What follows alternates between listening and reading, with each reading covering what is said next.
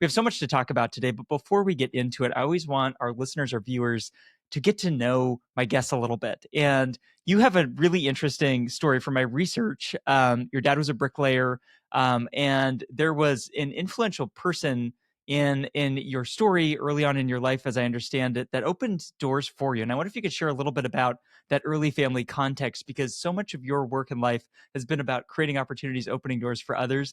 But I'm curious how that all started. How did that start for you when you were young? I was in high school, and I don't know if you've heard of things like Hoosier Boys State. Several states have, I'll call it leadership kind of programs for rising seniors into high school. And I went to one, it was Hoosier Boys State. And there, West Point cadets came and made presentations about the academy. And I really hadn't thought about going to a military academy, but they were very impressive young men, were cadets that talked about not just being a good athlete, being a great student, learning leadership, and it impressed me. Um, so when I went back home and I talked to my parents about it, they were very much in favor of that as a path of recognizing my dad was a bricklayer in steel mills of Gary, Indiana. My grandfathers were as well. And so this was just opening a very different path for me. So my dad recognized that the attorney for his union was a West Point graduate. And so on one Saturday morning, my dad arranged a meeting between myself and Adam Benjamin. And he talked about all the benefits of going to a military academy. And it kind of just sparked that interest of going there. And so I kind of went forward with like kind of the next step of applying to the academy, because you could apply, but you also had to get a congressional nomination to go. And so that process started. And soon thereafter, I was actually recruited by the Military Academy for Athletics.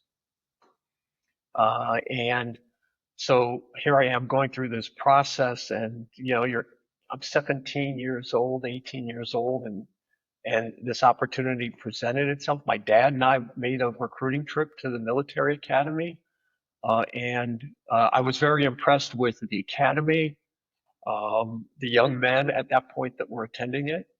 The coach was a really well-known coach. His name was Coach Krzyzewski, who was actually a U.S. Olympic coach, as well as the West Point coach. And so all of a sudden,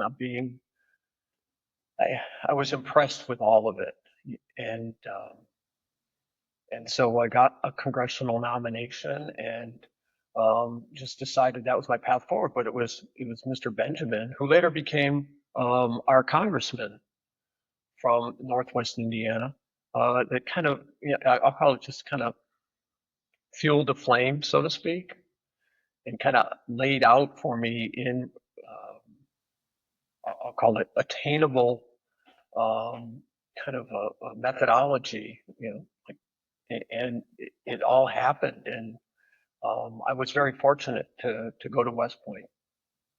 I would love to spend a few more minutes talking about this, Larry. Just recently, between the times that we booked this recording and us speaking now, just this past weekend, I was with my dad.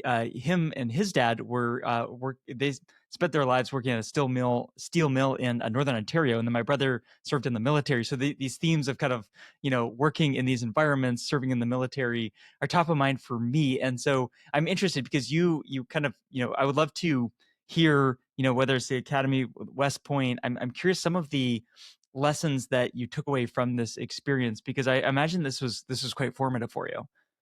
Yeah, it really was.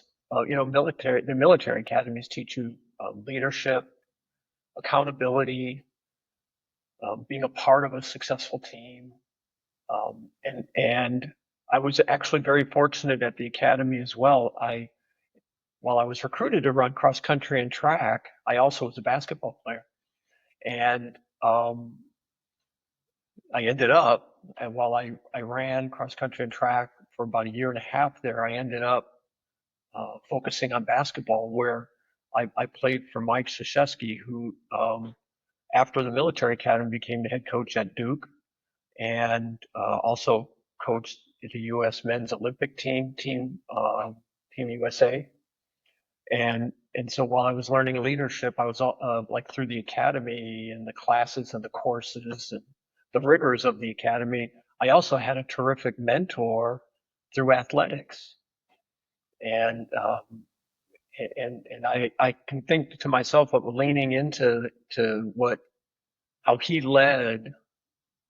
That was really he was a mentor to me, and I may not have realized it at the time, but in retrospect, in watching his career progress, I watched how he became, I'll call it a leader, and because he was only 28 years old when he became the head coach for me, so there was like only a 9 year delta there, but it's things like attention to detail, preparation, know your role, shared responsibilities, all those things. And when I talk to people who participate in athletics, it's amazing how, especially team athletics, how those things have shaped their lives. And I lean into those every day, I think.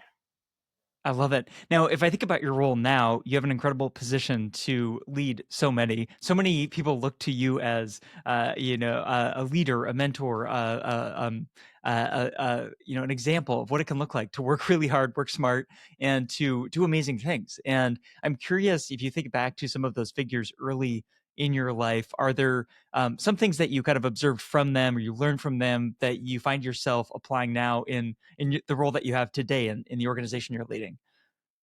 I'll give you an example, and it may seem trite, but I wasn't a very good basketball player, but I tried really hard. There were a couple things that I could do, and I learned my role, and um, and focusing on what I could do to add value to a team. And I think that people need to realize everyone is different. Everyone adds value differently. Um, and when you put it all together, you can have success. And you don't rely on any one person, but it's that the sum of the parts concept. And I think that if you let everyone know that they can make a difference, and you trust them to work hard um, and add their individual value, that you can be very, very successful. And I think in this organization, that holds true. We have people, by way of example, who are great at revenue management. We have people who are great with regard to helping a hotel redesign their lobby. Now, a revenue manager couldn't do that, but if you allow them to, I'll call it, leverage their power and what they're really good at, you can have a great organization. And that applies, I think, to this company um, from just tremendously.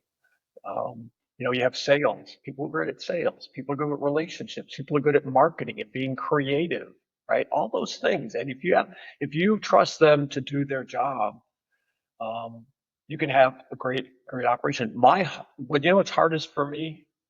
What's that? Letting them do it, Yeah. letting them do it, and trusting them to do it. That's hard. Because some of my earlier mentors taught me about attention to detail and right. It's like, but you can't. You have to let go of the reins sometime and say, do it. Just take us to that next level. What do you find useful in practically pushing past that, Larry? Because I struggle with that too. That it feels like these are two things that feel intention, right? That attention to detail and just trusting people. It feels hard as a leader. What have you found useful in getting past that? I think experience.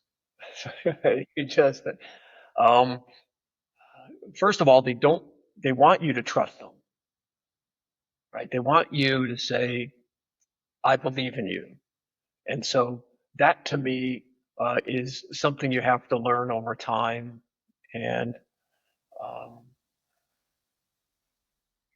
you just know you have to know as you move up the ladder of leadership, you can't you can't do everything down here at this level, right? You have to like manage and allow them to be successful. I just think it's just experience that, and trust. You have to trust them.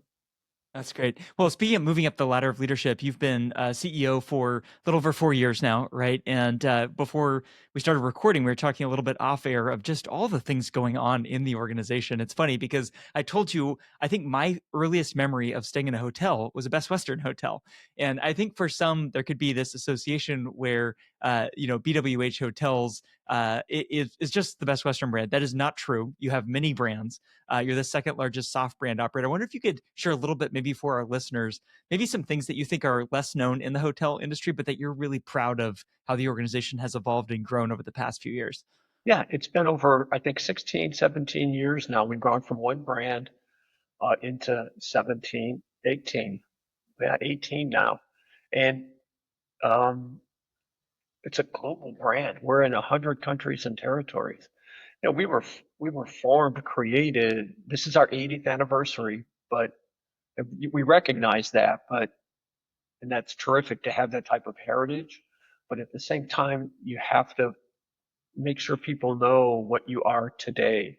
You leverage the goodwill of the past, but make sure people know that as you leverage and lean into that, you can have different types of hotels for different types of stays and different type of developers while still leaning into what you stood for originally, which is, I'll call it well-maintained hotels that provide great service with gratitude, and graciousness. So you can't forget, your DNA, but you can offer those different levels of hotel service while still staying true to yourself. It feels really hard to do that. When I stay at one of your properties, I have consistently felt that from all the people I've interacted with. That is a hard problem to solve for. What are the things that you have found most useful in ensuring, I guess, that consistent, hospitable experience for guests, especially given the model that you have, which is a little unusual as well? The model is different. And by the way, our model is different in different parts of the world. So while we're a membership association in North America, we have affiliate organizations in Europe and master licensees in Asia. And then we have property direct relationships where we don't have those types of partners. We have direct relationships with hoteliers. So we're a global organization, but we operate, I call it, as we see the needs in particular territory or areas of the world. But I think what makes us different is even when we have those different models, Josiah, one thing we are the vast majority of our hotels are independently owned and operated. And those hoteliers generally live in the community in which their hotels are located. So we can be global, but we can lean into not just regional differences, but I call it the community difference of every one of those hotels. So when you walk into a Best Western hotel, I want us to welcome you by also providing you um, the guidance you need, the information you need to have a terrific stay in that community. And that's what I think is very different about us. We can be the most welcoming hotel brand in the world because our hoteliers live where their hotels are and they can provide you those insider tips as to what will make that stay great. Because a hotel shouldn't be a commodity. We're not selling rooms that are commodities. We want to sell the hotel and the community in which it is so that you have a great stay.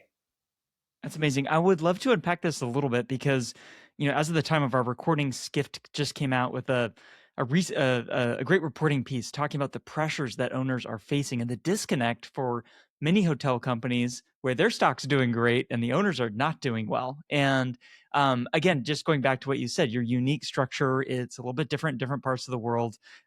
But you are always talking to owners, right? Your structure, the ways of operating that you have, you're listening to them so attentively. I'm very curious. We're recording this in the middle of April 2026 to timestamp this if someone's coming back and listening. But what are you hearing and seeing that owners are most focused on now? I think there's two. Well, first of all, let me start with this.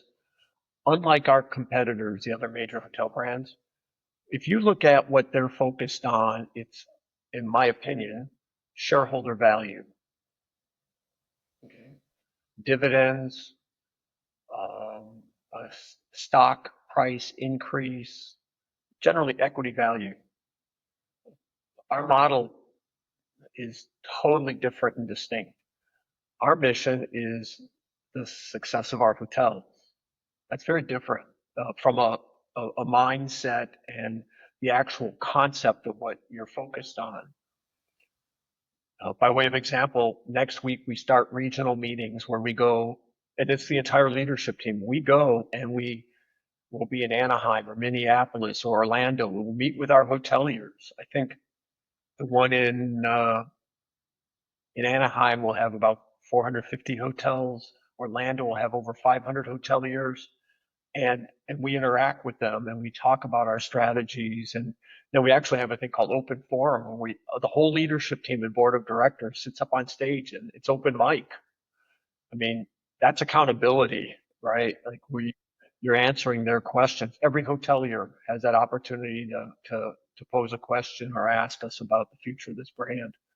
Um, so we're very different. But what I'll tell you, and I just got back from AHOACON, Asian American Hotel Owners Association convention, last week in Philadelphia, and I had many interactions with our hoteliers.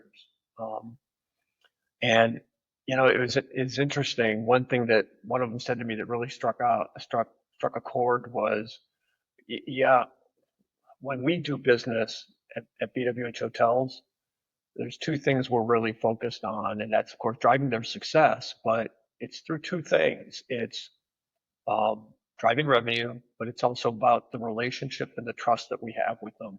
Because I think it really should be in our mission statement, is driving not just success, but building the trust that allows you to be successful on a go forward basis. What does it look like to build trust? I mean, you talk about some of the structural elements, and I think that is often missing from these conversations, right? You look at the incentives of different people and organizations, right? So I think structurally there's something different there. Is there anything else in the way that you operate or engage with owners that you think engenders this kind of trust? Yeah, I think so. So first of all, our board of directors are hoteliers that are elected in North America. So we take North America, we divide it up into 7 districts. They elect their director. So right away you have accountability through the governance model itself. Okay. We have built into our system, which I don't think any others do, which is I'll call it a level of protection with regard to their business. So if I have a Best Western hotel, I can't put another Best Western hotel across the street from it. They have member market area protections and impact right protections. So they're our board of directors also decide all applications. And so they themselves are accountable to the members who elected them through the decisions they make. That builds, that has the governance model itself has that trust built into it. Um, the way we have relationships with our hoteliers, I think, is very, very important. I've been with Best Western now coming on 17 years, and they all know me. They all know me as Larry. I think the vast majority of them have my mobile number, and they know they can reach me at any point in time because I believe in those relationships that build trust. I also think that when one of them contacts any member of my team, we will respond within 24 hours. That's how you build trust, by listening and caring and um, making sure that you care about them. And we deal with them very fairly and reasonably, Josiah. I think that common sense has to apply with regard to anything that includes brand standards, um, your relationship with them, what you ask of them. Uh, you have to be able to listen to them and understand and apply common sense in that relationship. It's fundamental fairness builds trust. I'm so fascinated by that sort of systemic structural way that you think about aligning interests with owners. I do feel like, I mean, the Skift piece touched on this, but it feels like so much across our industry is not recognizing these dynamics. And I also feel just from the conversation in the hotel business, there's not enough of this talk and kind of more importantly, action to align the way that organizations are structured, the way that operating practices are structured to align with owner interests. And so I anticipate there'll be more conversation in the media, in the industry, moving forward. It's awesome to see what you've built there. I do want to come back to the driving the top line, because I think there's interesting components there that you and your team has done. But in terms of like some of the pressures that owners face, I think, everything from kind of the financial realities that they're dealing with to costs outpacing inflation in many regards. How are you helping your owners navigate some of those kind of I guess like financial pressures that they're going through right now? Yeah. So first thing we can do is try to help them operate efficiently. So we've adopted a guest management system that allows our hoteliers to interact with their guests, to check in remotely before they even have to come to a front desk, to interact with them during the stay, to make sure that we're, I'll call it, exceeding their guest expectations, but doing it as efficiently as possible. So a guest management system to me is tremendously important, and we launched that about a year and a half ago in partnership with Canary. We're in the process of, and hotels have started actually this week, implementing a new property management system. We had AutoClerk, but we partnered with Hotel Key, which is a global PMS system that will now power our, I'll call it our owned PMS product, AutoClerk Atlas, which is powered by Hotel Key. And by way of example, it has a terrific training module. So somebody can be up and running a new hire very quickly and efficiently. It does night audit for you. It does auto pay for OTA commissions. It's built for efficiency at the hotel operational level. So again, that's for the benefit of our hoteliers to operate efficiently. We have a supply department that leverages our buying power in North America with over 2,400 hotels. You know, we should have the best pricing with regard to things like eggs and meat product, paper products, linens, all of that. And so we leverage our buying power to take that cost out of the middle. We just about a year ago launched our own property liability program. So now a hotelier can insure his hotel for property liability through our program. And it's the first of its kind in the industry. That's being very member centric. Does it cost us money to do that? Yeah, it does. But we now have, in 1 year, we now have $1.3 billion of covered assets in that program. That's incredible.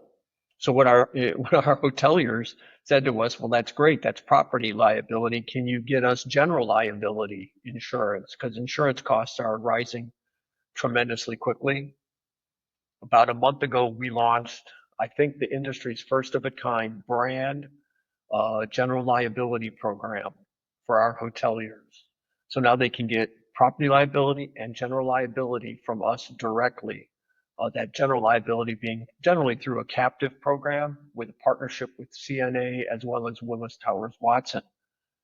As we're going out to these regional meetings, we're going to make sure everybody knows about it and everybody applies for coverage and leverages that program.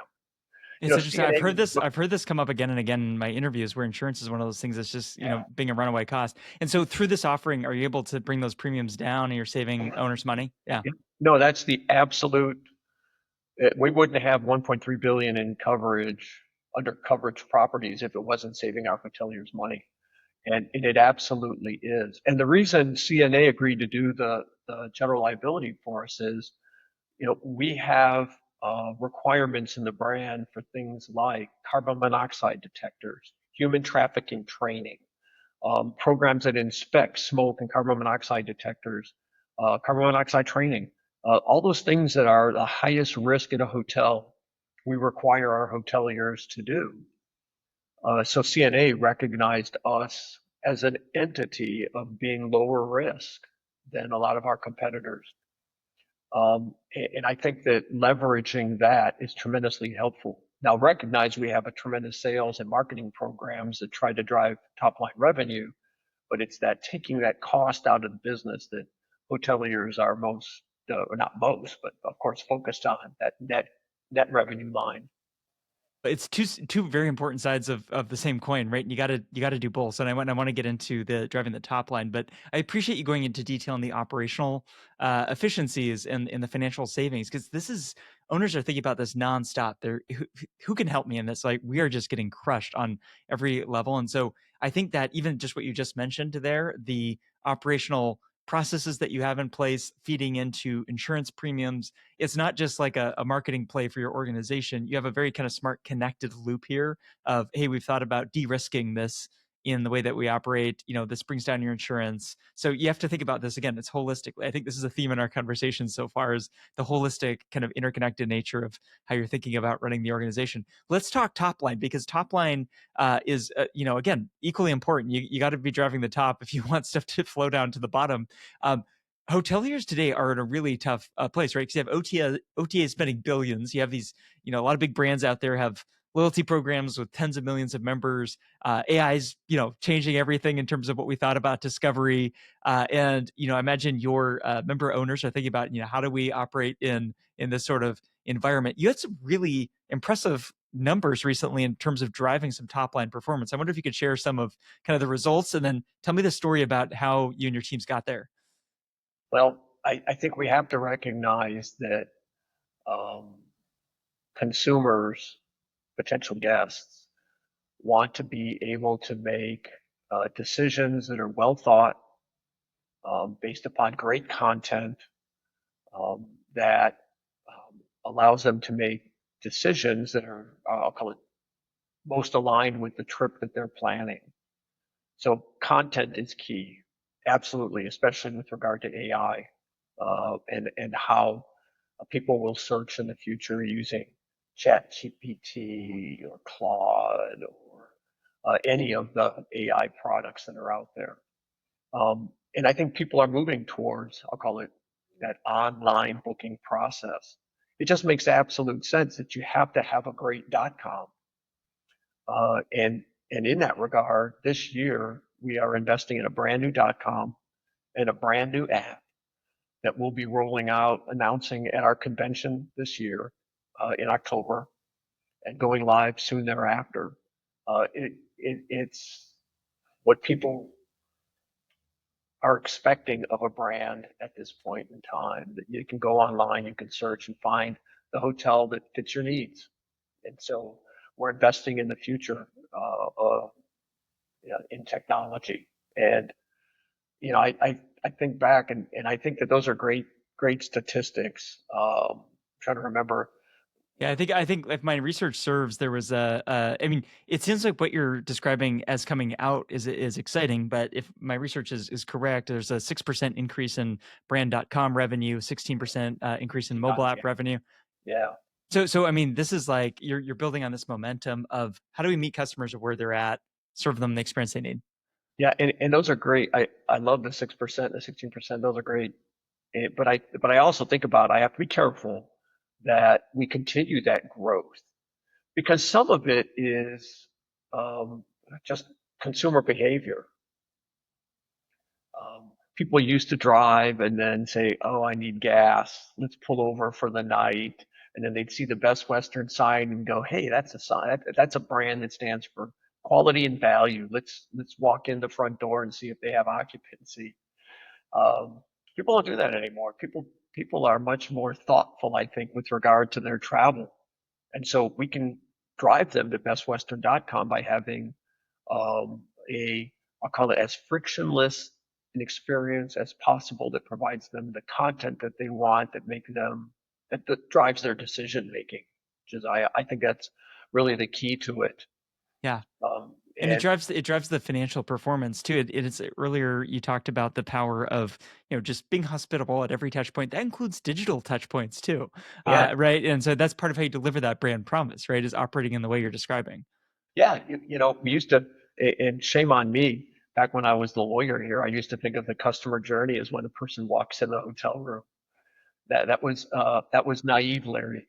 The customer journey starts when they type Hotel Chicago. That's when the customer journey starts. And you've got to be able to interact with them and serve them the content that I'll call it influences their decision making, be it the photos, be it the description, being how long does it take to walk to Wrigley Field, or yeah, right? All those little things matter, and so we have to have that content as well as um, the process being as easy as possible. I love it. I at a prior company, I worked with one of your marketing leaders, Jay Hubbs, and have brought him on the show before. And we've talked about, just all the little details that go into that. I'll include a link in the show notes if people want to check that out. And he's, received recognition from the industry's sort of sales and marketing association, HSMAI, for just incredible performance there. But this is how you build the brand. That's how you're hospitable and digital touch points. That's where you drive these sort of, kind of performance. But it is funny hearing about that because it's as a kid, my parents would do these cross country road trips, and just what you're describing is what played out. It's like there's two hotels, there'd be a Best Western and some other brand. They're like, oh, we like Best Western, and we go there, and that's still important. You deliver on that by all that you do to say, hey, we're the hospitable brand here, but it's also in the digital touch points, right? It evolves, it changes, and so I think that's important for all of our viewers and listeners to think about. But let's talk about brand for a little bit because you've set a goal of 5,000 hotels globally. You're expanding. I mean, just everywhere, right? Asia Pacific, Middle East, Latin America. I think you've said before Saudi Arabia excites you a lot. I'm curious though, for let's say if somebody is an owner listening in the US and they're saying, okay, that's great for the company growing globally. Kind of what's the value of global growth and kind of what does that deliver practically for that owner in, let's say, Minneapolis? Yeah, I think the reputation of the brand globally. I've had hoteliers say that to me. A lot of times you talk about your growth in Vietnam or in Saudi Arabia or in Latin or South America. And they say, well, how does that help me? Well, first of all, it's part of our global reputation and what we stand for.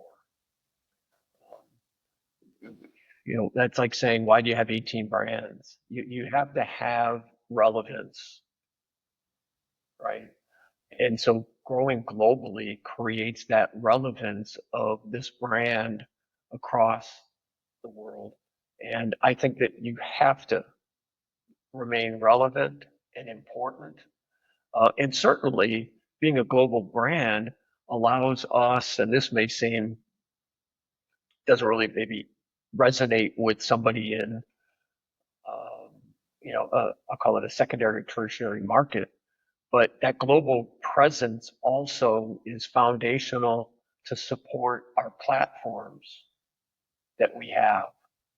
And so, if I have 100 hotels, I don't have the funds to invest in driving revenue on a global basis to no matter where those hotels are. It's a shared responsibility, really, to have that sales platform, the technology platform, the marketing platform, a 66 million member loyalty program.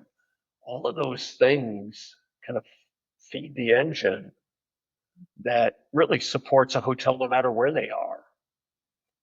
And I hope that our hoteliers realize that we have to have that type of a global presence to remain relevant, to fund our investments in the future, because it's for the greater good. It's like all of them. It kind of goes back to the team thing of shared responsibility. 4,000 hotels have this shared responsibility to run great hotels and and to really be a part of something that's much bigger than any singular hotel. Yeah, I love it. Well, and I think one of the growth spots for BWH Hotels has been those urban centers and kind of very diversity of products, locations, and certainly if you're there, but honestly anywhere, right? I think we could all benefit from having people from around the world visit our properties, right? You have that global footprint, that global presence, and there's a lot of benefits to that. And that culture of hospitality you described is something that we can all learn from each other, all our colleagues around the world. Is interesting. I'm curious. I mean, we've talked about all the growth, the evolution, the expansion that a BWH has experienced over the last years. If you look 5 to 10 years out, kind of what gets you excited as you think about the organization evolving? Kind of where do you see it going? I wonder if you could share a little bit about that. our goal is to have 5,000 hotels, but that growth will be thoughtful. It will be thoughtful. We never want to grow to that would in any way um, infringe upon the success of any singular hotel. So we're very thoughtful with regard to development, but we are thoughtful about thinking how we're doing business differently. In Scandinavia, we're entering into an agreement with D Historic, which is a hotel chain that will be soft branded under World Hotels and add all of those quality hotels into our system. That's thinking differently. In Vietnam, we're going to have what are called branded residences. And those are, I'll call it projects where people actually have a residence that's associated with the goodwill of our name. Um, Backdrop is a brand that we just released. I'll call it those experiences like in Zion National Park where you can stay in a covered wagon and watch the sunset over the mountains. And it's you get there by thinking differently, I think. Like kind of what we talked about earlier about, but you have to lean into who you are, which is a quality experience, even though it's different. And we can offer that around the world. I'm convinced of that, but not forgetting who we are. And I think we can get to 5,000 by being that. Um, Again, it's global with recognizing regional and community differences. I have no doubt you will, and go through that in a very thoughtful, exciting way. I think it's through the kind of thoughtful way you've grown and achieved the growth that you have so far. I think in the course of our conversation, I feel inspired around all the ways that you think about leading the organization. We talked about some of the pressure, some of the headwinds, but how you've been thoughtful about leading, kind of forward. I wonder if we could just close on kind of like a note of I'm curious what excites you or gives you inspiration these days. I mean, yes, there's headwinds. We also see a lot, and I'm curious what gives you life or energy or excitement. It could be in the hotel business, maybe it's somewhere else, but kind of when you think about what gives you hope for the future, what comes to mind for you? I think the first thing is the people I get to work with every day. Um, I, I, I work with some tremendously talented professionals in the hospitality industry, and, and, and I'm a lawyer by trade. I am like one of the luckiest guys in the world to think that as a lawyer, I can work with people beyond, I'll call it the legal profession, marketing, sales, design, supply, brand man, all these people. I never envisioned that that's what my future would be. So what excites me every day, first of all, I think is my teammates. The second thing is not that I'm rank ordering them, but it's the hoteliers themselves that I've gotten to meet and become a part of their family. Um, Again, it's amazing how, especially for us, I think, so many of our hoteliers are multi-generational.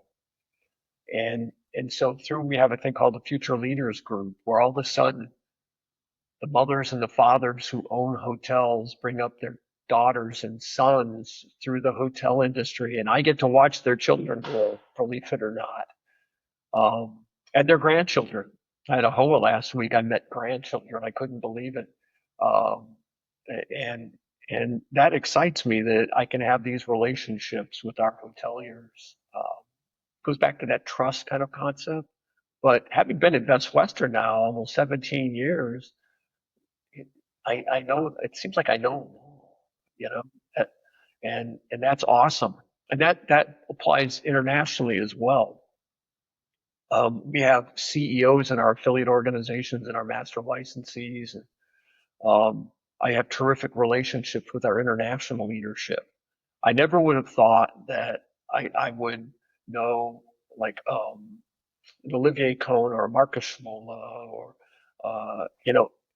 any of these individuals on an international level that excites me every time I get to interact with them. So it's about it's about the people. That's what excites me, I think, is the people and the friendships I've been able to cultivate. Well, it's great to hear that. I think it connects back to how we started this conversation about your own journey. Think about people that have been, leaders, mentors early in your life, and now you are inspiring so many. So awesome to see you do what you are doing. Incredible to see the growth. Excited for what's ahead for you, Larry. Thanks so much for taking the time to speak today. That's been terrific. What a great opportunity to just meet you and talk about it. You know what I find interesting, Josiah, is every time I do one of these, it makes me think back about what got me to where I've been fortunate to end up. That that retrospective is always kind of helps ground you in what you're going to do tomorrow and the next day and the day after that, because you realize and you can appreciate the journey you've had and the people that have helped you. And if I can make anybody more successful tomorrow than they are today, um, that's pretty terrific.